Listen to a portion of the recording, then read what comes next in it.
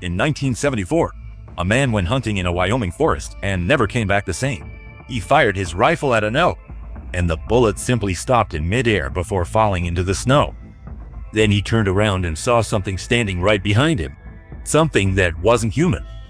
2 hours later, he was found in his truck 3 miles away, shivering and disoriented. His lung disease was gone. His kidney stones were gone. And the bullet he had fired was found folded back on itself.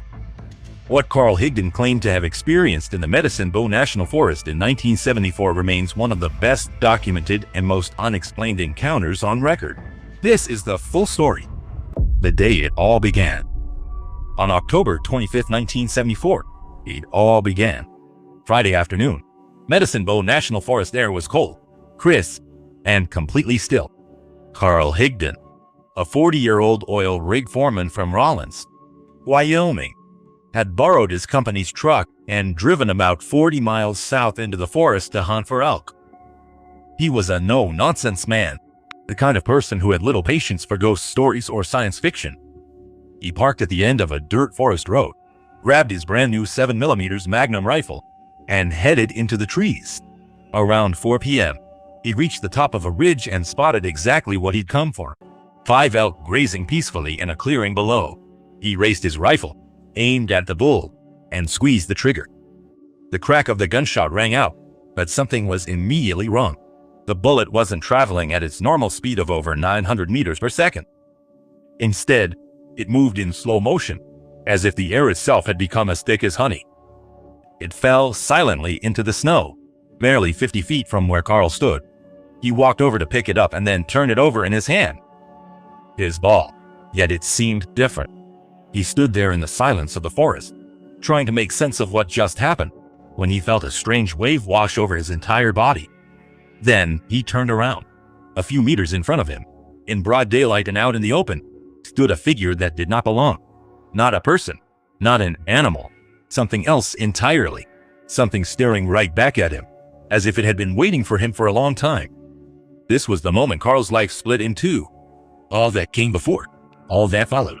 What would follow would be the subject of scientific investigation, lie detector tests, and debate for decades, with no satisfactory answers ever found. A being from somewhere else. The figure standing before Carl Higdon was unlike anything familiar. It had a human shape, stood about 6'2" tall, and had a thin, wiry build. It had no visible neck or eyebrows. In place of ears, there was smooth skin on either side of a face that still seemed almost human. Her hair stood straight up, stiff and still, while 2 stalks rose from her crown, acting as antennas. The creature wore a tight-fitting black jumpsuit with a wide belt adorned with a yellow 6-pointed star, and its arms were unusually long, ending not in normal hands, but in rod-like appendages. One forearm had a conical device attached to it. Still, the creature seemed calm, almost indifferent, like someone who'd done the same thing many times. It spoke to Carl, and Carl somehow understood. The first thing it asked was if he was hungry. Before Carl could really process what was happening, the being tossed him a small capsule and told him that just one of these pills would sustain him for 4 full days without needing to eat. And here's the part that has never been properly explained. By his own account, Carl Higdon rarely took pills of any kind, yet he swallowed this one immediately, without hesitation. Researchers who later studied the case suggested the pill may have altered his free will, or that the encounter itself had put him in a deeply altered mental state. His blood tests later confirmed unusually high vitamin levels, supporting the idea that some dense, foreign substance had entered his body. Whatever this capsule was, it didn't come from any pharmacy on Earth, and no lab analysis was ever able to fully identify its composition. The being then gestured toward Carl, and the world around him changed completely. Before we continue, don't forget to hit the like button, subscribe, and turn on notifications. Inside the transparent craft, Carl later then detailed it in interviews, under hypnosis, and on lie detectors. His account never ever changed. The being motioned to him, and then Carl found himself inside a transparent, cube-shaped craft. No door, no ramp. He was just there. The structure was transparent from every angle, about the size of a large room, and inside were two other beings similar to the first. In a separate section of the craft, the same 5 wadi that Carl had seen moments before were frozen and motionless. The animals showed no signs of distress. They were completely motionless, as if time had simply stopped for them. The being Carl had first met, who identified himself as Oso-1, indicated that their home planet was about 163,000 light-years from Earth. For comparison, the total width of the Milky Way is estimated to be about 100,500 light-years, yet the journey seemed to have taken virtually no time at all. Carl said he arrived in a world ringed by huge needle-like space spires, under a blinding sun that made his and others' eyes water instantly. The landscape radiated an energy unlike anything on Earth. The beings then placed Carl in a cylindrical examination device and analyzed him. What they discovered made him unfit for what they wanted to do, and they sent him back. Oso-1 explained why he was capturing the wadi. The oceans on their home planet had turned an unusual yellow, and their natural food sources had completely collapsed. They were capturing animals on Earth and processing them into highly concentrated food pills, similar to the one they had offered Carl. In other words, Earth was serving as a kind of harvesting ground for a civilization desperately short on resources, and we had absolutely no idea. A changed body. Carl Higdon found himself in the forest, disoriented, panicked, and unable to think clearly. His truck was far from where he had originally parked it. He eventually located it nearly 5 kilometers away, sunk deep into a muddy depression.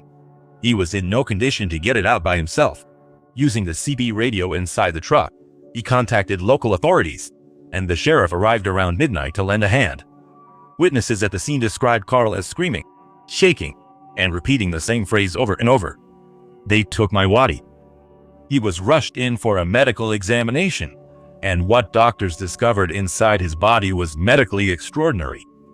Carl Higdon had been living with documented tuberculosis scars on his lungs for years before October 25th. These scars were clearly recorded in his medical file. After the encounter, they were completely gone. Not faded, not improved, gone without any medical explanation.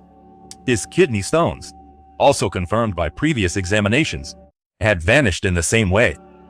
And his blood tests confirmed a high level of vitamins that none of the food or drinks he consumed that day could explain.